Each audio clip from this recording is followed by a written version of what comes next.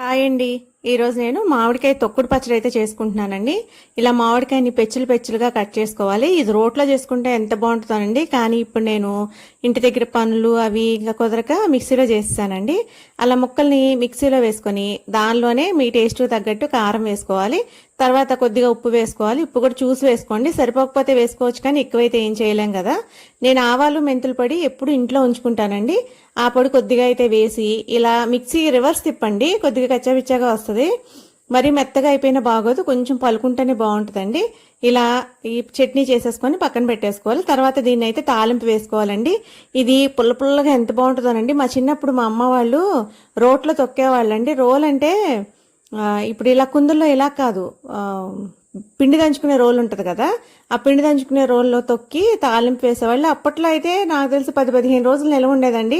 కానీ ఇప్పుడైతే నాకు తెలిసి బయట ఉంచితే ఒక 4-5 రోజులు ఉంటుందేమో అంతే. అదే ఫ్రిడ్జ్లో పెట్టుకుంటే ఒక 10 రోజులు అయితే ఉంటుందండి.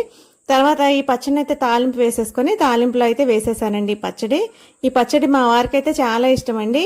ఈ మా చెట్టుకు మామిడికాయలు ఇంకా తినడానికి అలా ఏం పనికిరావు పళ్ళు అలా, అందుకని నేను అప్పుడప్పుడు ఇలా చేస్తూ ఉంటాను.